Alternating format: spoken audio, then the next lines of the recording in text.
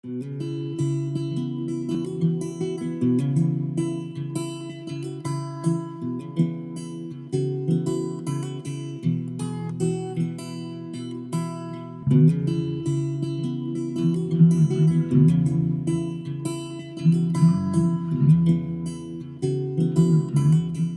at the Long Beach Expo in Long Beach, California, another of the great exhibits that they bring here for collectors is called the Tyrants of the Thames. It's being billed as the world's most valuable private coin collection. We talked to one of the curators of the collection that shared with me some of the highlights of what can be seen. So the reason why this collection was called the Tyrant collection was because that collector himself really loves history and knows history a lot. And he thinks that the human history has been shaped, not formed, but shaped by tyrants. And what do you think the first thing a tyrant would do? A ruler, a king, or queen, they always, first thing will be issuing a coin. And through a coin, you will be able to tell that how the queen or king wanted their general public to look at them. So in other words, back then there was no social media, no television, no newspaper. The only way the general public can know their kings or queens were looking at the coins, looking at the portraits. So sometimes we even think that coins used to be the Instagram of the kings and queens. So that's what the whole purpose of this collection was, collecting of these coins with a portrait of all the kings and queens in human history, and try to put a portrait for each ruler. So that's why it's called Tyrant collection. It's a collection of tyrants. And what are some of the highlights? So in this collection, so first of all, this is only the small part of the collection. It's called Tyrants of the Thames. It's the British section of the total collection. Okay, so this is the famous Una line 5-pound proof coin from the 1839 proof set that was considered as the coronation proof set of Queen Victoria. It's considered one of the most beautiful coins in human history. Someone may argue that, someone may agree or not. But I think for this coin, it represents a very good example of the new classical style of the British coinage, which was right after the Regency. Actually, Queen Victoria was right after George I. George IV was known for his preference of the classical art, and his period was usually known as Regency art. It was full of delicate decorations. And then Victoria, after that, the British fashion changed to the pure simplicity of the classics. And in this coin, it depicts the queen as the fairy Una with the lion, and that's pretty powerful as a woman actually leading the British line to the future. So that's really, sometimes people consider this was a representative, this was a presentation of the peak of the empire. Okay, now we're going to talk about the 1847 famous Gothic crown. So sometimes we consider the art in the 19th century, everything is revival. At the very beginning, Regency art was a revival classical period, which is also known as New Classical, or in France it's known as Imperial style. And during the reign of Victoria, most famous for the revival of Gothic art, which is from the medieval period. So this is actually a very good example of the Gothic Revival art on numismatic designs. Actually, in 1846, they struck the first Gothic crown pattern intended for circulation, but they never made it. So there were only patent proof made in 1846 and 47. And people say there were totally 8,000 coins struck, but based on market, it seems like there are more, which is actually a good thing. That offers more possibilities for more availability for general public to get a chance to own one of these beautiful pieces. And the Gothic crown was struck only in three days, including the patent 1846. So which are 1846 for the patent, 1847, and also 1853 included in the proof set. So even though the crown never made it, but a more famous Gothic florin made it, which was 2 shillings back then. It struck the following year and then circulated all the way to the end of the later of the 19th century, which became the only example of the Gothic Revival art in circulated coins. This is a famous piece from the range of George IV. Actually, it's not as famous as the Yunnan line, but it's actually, according to my experience, way more difficult to find in a really high grade than Yunnan line. I think it's a very undervalued coin. Well, recently it's becoming popular, especially among Asian collectors. So the significance of this coin is that it's the largest gold piece of George IV. It's a beautiful presentation of the Regency art in numismatic area. So what's interesting about this portrait is that the King George IV, he actually required the engraver of this coin to make this portrait looks like a marble sculpture instead of himself. You know, usually when a king wants himself to be depicted on a coin, he always wants portrait looks like himself. But in the new classical area, in the regions, the King George IV, he loves those ancient sculptures he was able to collect. And he wants the coin to look like actually a sculpture instead of himself. So that's the significance of this coin and this special type of portrait. Okay, so we are now looking at a special Testoon of Henry VIII. So the significance of this coin is also the portrait. It's really a true Renaissance British coin. And as you may have noticed, the denomination is very special. It's called a Testoon. Actually, this denomination is originally from Italy. It was originally called Testone, which means actually a head. It started from Milan, from the Sforza family. Sforza family hired a lot of artists to create these beautiful portraits for them, just like a Renaissance painting. And it was becoming so important that Louis XII from France, when they occupied during the Renaissance War, occupied Milan, started to strike similar coins.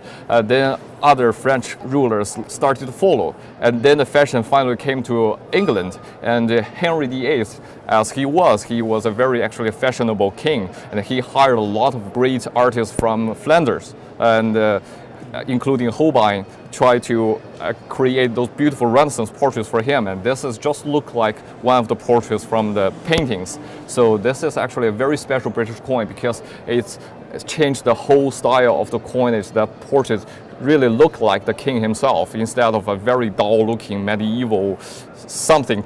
Actually, you can see that how he was depicted with really looks really how to say that, dense and strong, which shows the power of the king. Now we are looking at a gold half-pound of Queen Elizabeth I, who is also known as the Virgin Queen, never married. Interesting part of this coin is actually, you will look at this coin, like the queen was really young, but even in the later range of Elizabeth, she was always look young, and that was her special intention to make the public think that the queen is always young and like a fairy. And she was the daughter, of course, as known, of Henry VIII and the second wife, Albert Boleyn. And she was known for defeating the Spanish fleet and set up the British power in the ocean. Okay, so now we are looking at the gold fine sovereign of Elizabeth I, also known as the Virgin Queen. And this special type of coin is called the fine sovereign. It's slightly larger than the regular sovereign, worth 30 shillings, instead of regular gold sovereign worth 20 only. And this beautiful style depicting the queen sitting on throne on the obverse and with a huge Tudor rose on the reverse started actually from Henry VII. And the purpose of striking this large gold coin were actually try to compete against the Spanish.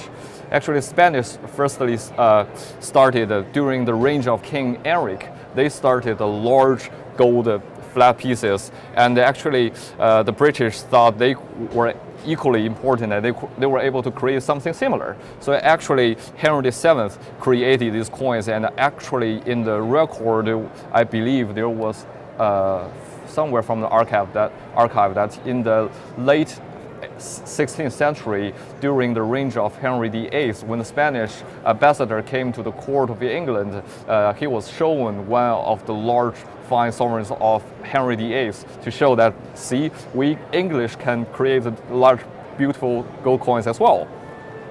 Now we are looking at King James I, the first Stuart king, and also the first Scottish king of England. He is now also known as James VI of Scotland. He was the son of Queen Mary of Scotland, who died in the prison of Queen Elizabeth I. But at the end, Queen Mary won because his son succeeded the throne. So in this coin, you will see a typical so-called baroque period portrait of the king, which is seen on almost important European countries. And the king is wearing a crown, holding a scepter on his shoulder, and also holding an orb on his left hand. This similar type of portrait is seen in coins from Holy Roman Empire, Kingdom Poland, and many other European countries. And the scepter represents the power of the king, and orb represents the Christ dominating the world, and it's a symbol of the Christianity in the kingdom. King James I was also known, his reign was also known for creating the King James Bible. Okay, now we are looking at a gold guinea dated 1663 of King Charles II. This was actually the first coin struck in the denomination called guinea. So that was the introduction of that denomination. The reason it was called a guinea was because the gold was found in Guinea in Africa. So back in the reign of Charles II, the British Empire was trying to develop colonies in Africa and trying to find gold along the Congo River. And they usually back then, the way they try to explore, so-called explore or develop the new or old world, Africa, America, was forming a company. And the royal family will take probably sometimes usually 10 to 20% of the share of the company. And the company will be also financed by rich bankers from London, and they will go explore. They find a gold mine, they separate the income every year. So that was the case, and during the reign of Charles II, they created a company called Royal Africa Company. That was the company for the British to explore the area today known as Guinea. And they did find gold, so they brought gold back to London and struck coin. And the importance of this coin is actually you'll be able to see an elephant below the portrait of the king. So this was actually it's called a hallmark, but actually it's the trademark of the Royal Africa Company. So this started a long tradition in British coinage that a hallmark shows the resource of the material is allowed to be displayed on the coin. Later, we have the EIC coins, which represent East India Company, and also many other examples. Now we are looking at a 1703 Vigo half guinea of Queen Anne. So as we mentioned before, the source of the gold is allowed to be shown under the bust of the king or queen. So this coin shows Vigo, which actually means the coin was struck with the gold seized from the Vigo Bay battle. So the Vigo Bay battle was very famous. That was a British navy that defeated both the Spanish and the French. That happened during the Spanish Succession War. Actually, that was King Carlos II died without a heir, so he nominated Philip V, which is belongs to the French royal family, became the king of Spain, and the Habsburg of Austria of course wanted their family to continue to rule Spain. So that started the Spanish Succession War, and that was started from 1700, and that was the third year. And during that period of time, French was on the side of Spain, Philip V, while England was on the other side. So all the important ports in southern Spain was seized by the British Navy, including Cadiz and Andalusia. And so they had when the treasure fleet from the New World came back to Spain, there was no port for them to unload the gold and silver. So they chose a small port in northern part of Spain called Vigo, and they was trying to unload the gold from the New World so they can sponsor their war against the Habsburgs. Philip V was not very well planned, so the Vigo harbor, they were not equipped with necessary equipments to examine the gold. the ship arrived early, but it took them a long time to ship all the equipment from Andalusia to Vigo. And at the same time, the French Navy was trying to block the Vigo base, stop the British from coming. The British Navy finally defeated the French and seized the Vigo Bay. The Spanish was trying to unload all the gold, and they did the best they can do, and also sank a couple ships. The British still grabbed some gold and silver from them. And because this is so important for propaganda, because Queen Anne was not a very successful queen, and being involved in the Spanish Succession War was not very popular. So she actually was really willing to show some victory in Spain. So she actually struck these coins, showing the Vigo hallmark, so to let people know that we won battle and we grabbed some gold from the Spain, and we won a battle. And but because they didn't really grab a lot of gold and silver from the Spain, so these coins, anything with a Vigo hallmark, is actually pretty rare. Okay, so now we are looking at the world famous Edward VIII proof set. So King George V died, and his son Edward was about to become the king, but we all know that he abdicated the throne after his marriage.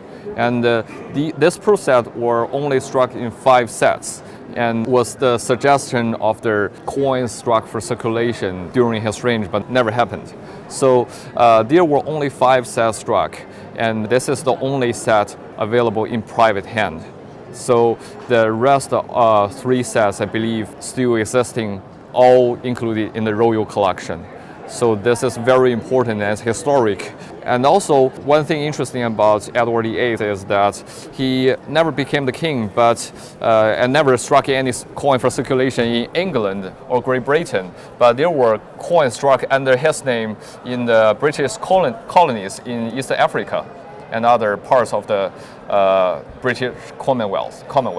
And also there were rumors going on against him that he was actually supporting Nazis, so they wouldn't allow him to become the king, but that was just a rumor, no one knows, and he's such a legendary king, and this is such a legendary set.